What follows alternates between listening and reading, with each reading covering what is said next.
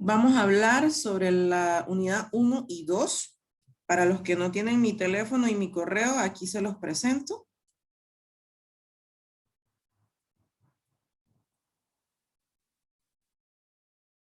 El objetivo general de la asignatura. Fomentar en el estudiante una actitud positiva hacia los conocimientos de los aspectos médicos relacionados con el proceso legal. Recordemos, pues ahorita como vamos a hablar sobre un recorderis de la definición de medicina forense, cualquier ciencia que brinde su apoyo a la administración de justicia va a llevar el apellido forense, ¿ok? En la unidad 1 vamos a tratar sobre tanatología, la muerte, los aspectos médicos legales, las formas y variantes, los fenómenos cadavéricos y el intervalo post-mortem. Y luego de evaluado estos conceptos, entonces vamos a hablar un poquito sobre el tanatocronodiagnóstico.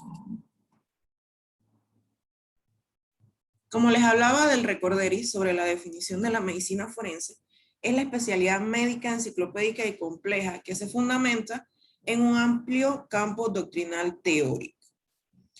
Todos aquellos conocimientos médicos que se utilizan para resolver cuestiones jurídicas en temas legales, éticos, laborales y de las ciencias forenses afines, es decir, todas las ciencias que en algún momento ayudan a la administración de justicia. Iniciamos con las primeras definiciones. La tanatología no es más que la ciencia que estudia la muerte, es el estudio del cadáver.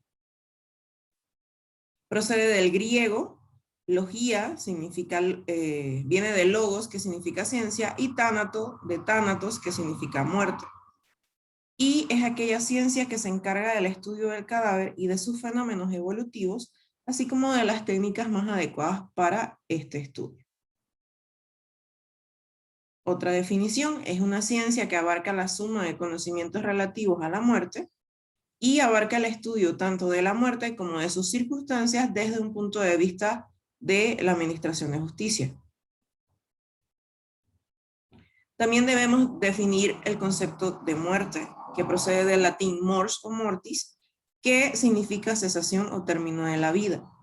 La primera definición clásica que podemos encontrar en los libros procede del año 500 a.C., que fue desarrollada por Hipócrates en su libro de Morbis, donde hablaba sobre los signos de fallecimiento e incluía el concepto de fascia hipocrática, que no eran más que aquellos signos faciales que aparecen al inicio del periodo de instauración de la muerte. Según Epicuro de Samos, la muerte es una quimera, puesto que mientras yo existo no existe la muerte, y cuando existe la muerte ya no existo yo. Y esta definición se relaciona mucho con el concepto que manejamos a nivel de medicina forense y criminalística sobre identidad, identificación y persona. ¿Okay? Según Echeverría, la muerte del hombre es el término de su vida biológica, es decir, la cesación de todas las funciones vitales, e implica la desintegración irreversible del organismo, es decir, los fenómenos cadavéricos. Otras definiciones importantes: muerte médica es la extinción de todas las funciones biológicas y el organismo inerte queda a merced de su medio interno y del externo que le rodea. Mientras que la muerte jurídica es la extinción de la personalidad jurídica de una persona luego de certificarse su muerte biológica. Entonces son dos conceptos que se relacionan uno con otro, o en realidad es una cadena consecutiva de sucesos, donde cuando morimos pues simplemente dejamos de existir, quizás no para nuestros familiares, pero sí en el ámbito jurídico. Recordemos que cuando una persona fallece, dependiendo de las circunstancias, obviamente, el médico de cabecera debe llenar un certificado que luego es llevado por los familiares al registro público para hacer de conocimiento ante la ley y el Estado que esta persona ha dejado de existir físicamente. Entonces de esto se trata la personalidad jurídica. Ahora bien, la medicina forense involucra distintas cosas. Más que nada en esta parte de la asignatura lo que vamos a ver es cómo trabaja el médico forense y más adelante el perito sobre los signos de muerte en una persona y obviamente los fenómenos cadavéricos son importantes para determinar ciertas cosas en la investigación de un delito. Procedemos a hablar ahora sobre la determinación del momento de la muerte. También se conoce como tanatocronodiagnóstico. Existe el concepto de ventana o intervalo de muerte, que es el diagnóstico del tiempo o rango de tiempo transcurrido desde la muerte hasta el momento en que se realiza el estudio. Todo el tiempo que transcurre entre la muerte de una persona y el momento en que usted lleva a cabo la investigación pericial. Recordemos, por ejemplo, que en otras asignaturas deben habérselos mencionado, el proceso de identificación de un sospechoso involucra ciertas cosas. Usted debe decir la raza o la etnia a la que pertenece, debe decir el color del cabello, debe decir la estatura, la edad, el peso. Entonces, estas últimas tres cosas, el peso, la estatura y la edad, usted no puede decir, tiene 30 años, tiene 31 años. ¿Usted cómo sabe eso si ni siquiera la víctima del delito conoce, en teoría, conoce al victimario? Entonces usted como investigador tampoco puede decir que esa persona tiene 31 años.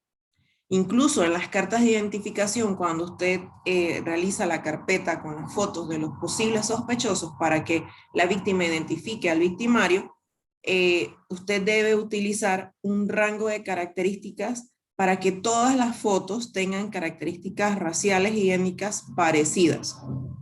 ¿Ok? Esto es lo que le da validez a este tipo de procedimientos. Entonces, son rangos de edad, rangos de estatura, rangos de pesos y son rangos de tiempo que se relacionan con el proceso de la muerte. Entonces, esto se les dijo ya en Medicina Forense 1, son rangos de tiempo, desde que la persona fallece hasta que yo encuentro el cadáver e empiezo la investigación. Tenemos entonces los fenómenos cadavéricos inmediatos que corresponden al cese de las funciones vitales. Esta parte quizás a ustedes no les compete mucho, pero sí les hice un resumen para que conozcan lo más importante que busca el médico forense o el paramédico si es el que llega primero a la escena a brindar los primeros auxilios. El sistema nervioso central deja de trabajar. Pérdida de la conciencia, no hay reflejos, los músculos están relajados y los esfínteres también se relajan. El sistema cardiovascular, no encontramos los latidos, no hay pulso periférico, no hay circulación de la sangre. Y el sistema respiratorio, pues no hay movimiento torácico, no hay respiración. Son las primeras cosas que debemos notar cuando tenemos una persona fallecida. O son las primeras cosas que suceden dentro del cuerpo.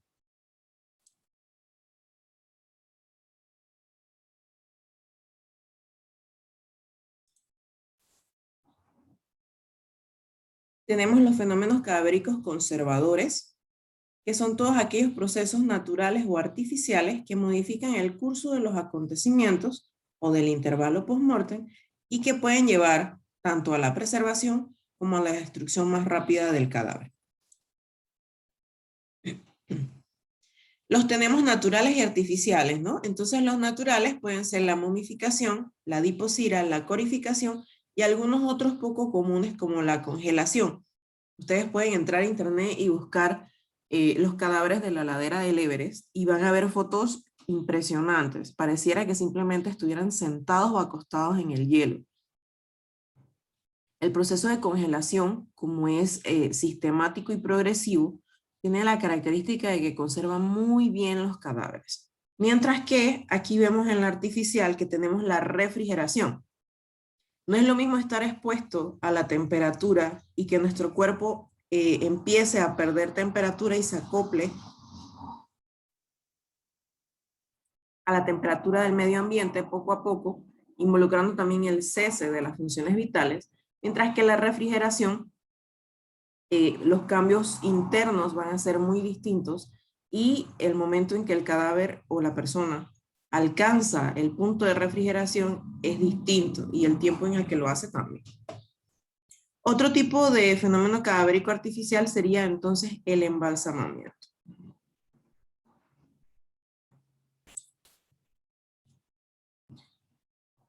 Seguimos entonces con los fenómenos cadavéricos tempranos. Son todas las modificaciones físico-químicas que ocurren en el cadáver y cuya secuencia de eventos comienza justo inmediatamente después de que la persona fallece. Va a sufrir pasivamente la acción de influencias ambientales. En todos los fenómenos cadavéricos vamos a mencionar esta parte porque hay factores externos que van a afectar el intervalo post-mortem, desde la edad, la contextura física, el estado de salud previo a la muerte y también el ambiente o las características del subsuelo donde es depositado el cadáver. ¿Cuáles son estos fenómenos tempranos? Primero que nada, la pérdida de temperatura, enfriamiento o algo mortis. Posteriormente empezamos a perder líquidos, deshidratación. Como hay cese de funciones vitales, entre ellas la circulación de la sangre se estanca y hace que el cadáver se torne de un color rojizo violáceo y esto se conoce como livideces o livor mortis. Posteriormente, como no hay movimientos, el cuerpo empieza a ponerse rígido, rigidez o rigor mortis. Al final hay una relajación, pero hay un fenómeno cadavérico que puede persistir y es el espasmo.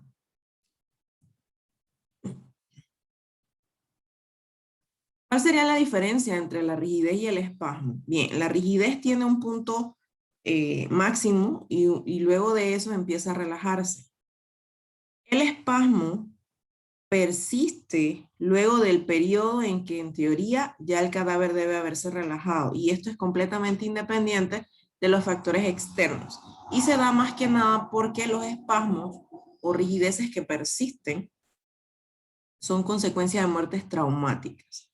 Un ejemplo clásico sería que una víctima de guerra, si estaba acostada en el suelo sosteniendo su rifle y fallece, es muy probable que las manos permanezcan en esta posición incluso después de que la rigidez o rigor mortis desaparezca del cadáver. Entonces, para datar la hora de la muerte, debemos centrarnos en los fenómenos mediatos, aquellos que ocurren en los primeros 2 días después del fallecimiento.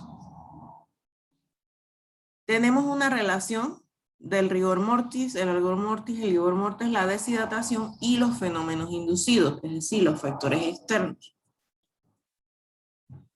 Tenemos este ejemplo en el cual tenemos 3 fenómenos cadavéricos tempranos relacionados entre si el cuerpo fue dejado a la intemperie o fue sumergido en agua. Con la temperatura vemos que un cadáver a la intemperie va a perder temperatura de una manera constante y en las 10 a 12 horas posteriores a la muerte va a estar frío al tacto, mientras que entre las 20 y 24 horas ya debe haber alcanzado el equilibrio entre la temperatura del cuerpo del fallecido y la temperatura ambiente. Mientras que si ha estado sumergido en el agua, la pérdida de temperatura va a ser mucho más acelerada, el cuerpo va a estar frío al tacto entre las 5 y 6 horas y va a estar completamente equilibrada la temperatura en las primeras 10 horas del fallecido. Por su parte, las livideces no tienen cambios relacionados con si está en la intemperie o si está en el agua, mientras que el rigor mortis sí se ve afectado. ¿Por qué? Porque si el cuerpo está sumergido en el agua, el inicio de la rigidez va a ser variable y puede estar presente incluso entre 2 y 4 días después del fallecimiento. Mientras que podemos ver que en un cadáver a la intemperie, el rigor mortis va a empezar en las estructuras superiores del cuerpo entre las 5 y 7 horas post-mortem, empezando por la cara, mandíbula, cuello, va bajando a los brazos, tronco y piernas en 7 y 9 horas y lo podemos encontrar en su pico máximo entre las 12 y 18 horas.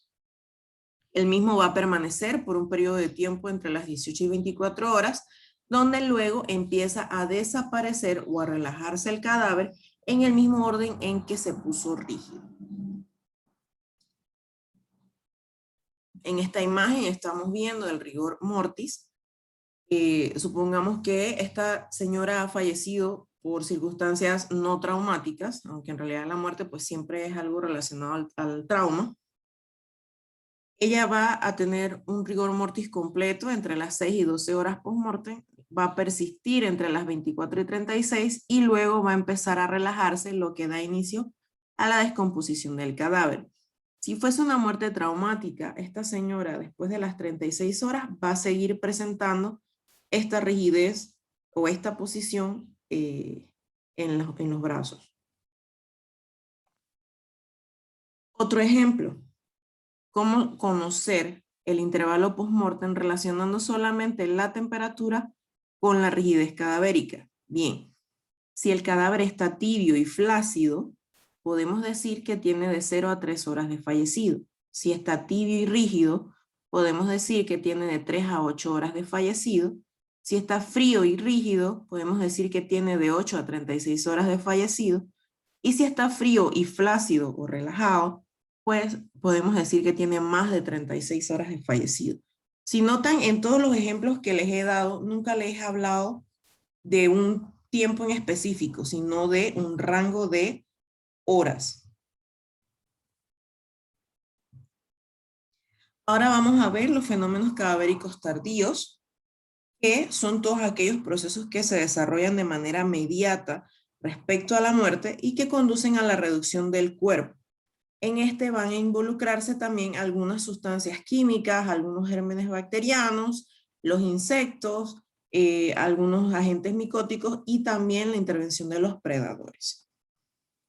Recordando que todos los fenómenos cadavéricos son variables de un cadáver a otro según la edad, la contextura física y el estado de salud previo. La marcha de los fenómenos cadavéricos tardíos en los cadáveres puede ser desigual en distintos segmentos corporales y esto también se relaciona a que, por ejemplo, en el área del tronco están los órganos internos. Estos se van a descomponer mucho más rápido que el resto del cuerpo. Es un proceso que conlleva la destrucción del cadáver, es decir, que va a iniciar con la putrefacción y va a terminar con la reducción esquelética completa, es decir, que de una persona lo único que vamos a encontrar son los huesos. Y llevan más o menos este orden. Iniciamos con la autólisis, y luego seguimos con la putrefacción que incluye las fases cromática, enfisematosa y colicuativa o licuefacción. Posteriormente vamos a tener la reducción esquelética que puede ser incompleta o completa y también debemos tener en cuenta la acción de la fauna cadavérica o antropofagia y los depredadores o carroñeros que puedan también alterar tanto el proceso de descomposición como la alteración de los huesos. Vamos a resumir todo lo que hemos hablado de los fenómenos cadavéricos tempranos y tardíos de acuerdo al intervalo post-mortem. En esta primera tabla vamos a ver los fenómenos cadavéricos que llegan hasta las 72 horas. ¿Ok? Tenemos la mancha negra escleral que aparece después de las 8 horas de fallecido. Es una línea oscura que atraviesa de lado a lado de manera horizontal el ojo.